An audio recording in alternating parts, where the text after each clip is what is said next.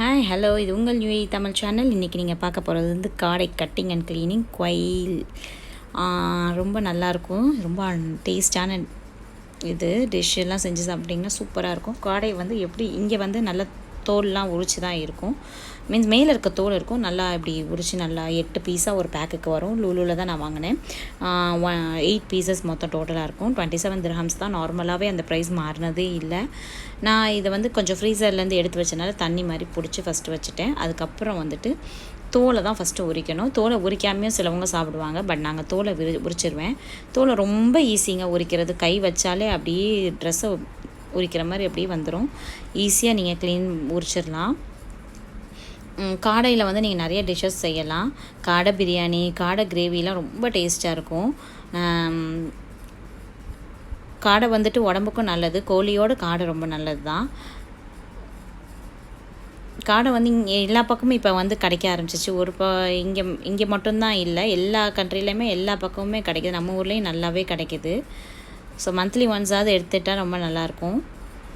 அதை க்ளீனிங் பண்ணுறதுக்கு தான் சங்கடப்பட்டுட்டு வாங்காமல் இருப்போம். பட் க்ளீனிங் ரொம்ப ஈஸிங்க. அவ்வளோதான், நான் எடுத்துகிட்டேன் பாருங்கள் தோலை. உங்களுக்கு ரொம்ப சீக்கிரம் க்ளீன் பண்ணிடலாம். அப்புறம் இந்த சென்டர் பீஸ் தான் மெயின். இப்படி சென்டரில் கட் பண்ணுங்கள் ஃபஸ்ட்டு. நான் கட் பண்ணுற விதத்தில் கட் பண்ணிங்கன்னா க்ளீனிங்கும் ஈஸியாக இருக்கும் உங்களுக்கு. இப்படி முட்டை இருக்குது பாருங்கள், உள்ள முட்டை, அப்புறம் அந்த கிட்னி, லங்ஸு அதெல்லாம் எடுக்க மாட்டாங்க. ஏன்னா நிறைய பேர் சாப்பிடுவாங்க. ஸோ பட் நம்ம சாப்பிட மாட்டேன், நான் சாப்பிட மாட்டோம். அதனால் அதை ஃபுல்லாகவே எடுத்து க்ளீன் பண்ணிடுவேன். இப்படி முழுசாக வச்சு க்ளீன் பண்ணுங்கள். ஃபுல்லாக கட் பண்ணிட்டீங்கன்னா பீசஸாக கட் பண்ணி க்ளீன் பண்ணிங்கன்னா நல்லா க்ளீன் பண்ண வராது. உடலை இடுக்கலெல்லாம் ஒட்டிக்கும், நமக்கு கஷ்டமாக இருக்கும் ஒவ்வொரு பீஸாக எடுத்து க்ளீன் பண்ணணும்.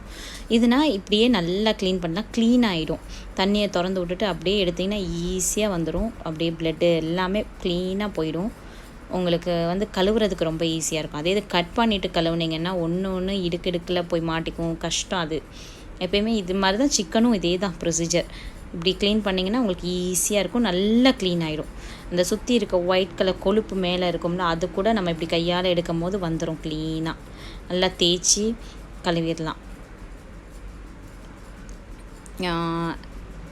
காடையை வந்துட்டு ரொம்ப டேஸ்ட்டாக இருக்கும். சின்ன பசங்களுக்குலாம் ரொம்ப பிடிக்கும். பட் காடையை வந்து ரொம்ப நிறைய பீசஸ், ரொம்ப சின்ன பீசஸாக கட் பண்ணிடக்கூடாது. கட் பண்ணிவிட்டு அதில் எலும்பு தான் தெரியும், நமக்கு சாப்பிட்றதுக்கு ஒன்றுமே இருக்காது. ஸோ கொஞ்சம் பெரிய பீசஸாகவே போடலாம். பெரிய பீசஸ்னால் ஒரு 4 பீஸாக போடலாம், இல்லை 5 பீஸாக போடலாம். அதுக்கு முன்னே சின்னதாக போடக்கூடாது. இது நார்மலாக ஓரளவு பெரிய சைஸு காடை தான், ரொம்ப குட்டி காடையெல்லாம் இல்லை. இப்போ நான் கட் பண்ணுறேன் பாருங்கள். இப்படி நடுவில் கட் பண்ணிவிட்டு இப்படியே கூட போட்டுடலாம். பிரியாணி அந்த மாதிரி போடுறதா இருந்தால், இல்லை சின்ன கிரேவிக்கெலாம் போடுறதா இருந்தால் இந்த மாதிரி 5 பீஸாக கட் பண்ணிக்கலாம். 2 காலையும் தனித்தனியாக, அப்புறம் கழுத்தோட 1, இல்லை இதை நான் கட் பண்ணலை. அப்புறம் 2 பிரெஸ்ட் பீஸையும் இப்படி கட் பண்ணி மொத்தம் 5 பீஸாக கட் பண்ணிக்கலாம். இல்லை முழுசாக அப்படியே வச்சு பார்பிக்யூ போடலாம், டேஸ்ட்டாக இருக்கும். அப்புறம் வந்துட்டு உங்களுக்கு முழுசாக கிரில்லு காடையில் கிரில்லு பண்ணலாம். அந்த மாதிரி பண்ணுறதா இருந்தால் அப்படியே முழுசாகவே நீங்கள் கை விட்டு க்ளீன் பண்ணிவிட்டு அப்படியே முழுசாகவே வச்சுக்கலாம்.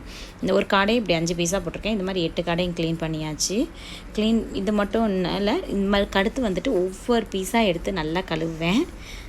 ஜஸ்ட்டு அந்த ஸ்மெல் இருந்துடும் இல்லைன்னா, அதனால் நல்லா க்ளீன் மட்டும் பண்ணிடணும். திருப்பி ஒரு தடவை நல்லாவுக்கு 3 தடவை தண்ணி ஊற்றி கழுவுங்க. கழுவிட்டு நம்ம இப்போ இவ்வளோத்தையும் நம்ம 8 பீசஸையும் சாப்பிட மாட்டோம். ஸோ 2 பாகமாக ஃப்ரீசரில் பிரித்து பாக்ஸில் வச்சு ஃப்ரீசரில் உள்ளே வச்சுருங்க. இப்படி நல்லா கழுவிடுங்க.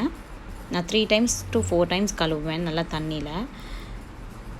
இப்படி நான் தான் கட் பண்ணியிருக்கேன். ஒரு காடையை வந்து இப்படி 5 பீஸாக கட் பண்ணி காமிச்சிருக்கேன். இந்த மாதிரி 2 பாக்ஸில் வச்சு உள்ளே வச்சுருவேன். இந்த வீடியோ உங்களுக்கு ரொம்ப யூஸ்ஃபுல்லாக ஈஸியாக இருக்கும். இனிமேல் அடிக்கடி காடை வாங்குவீங்கன்னு நினைக்கிறேன். தேங்க்ஸ் ஃபார் வாட்சிங் மை வீடியோ.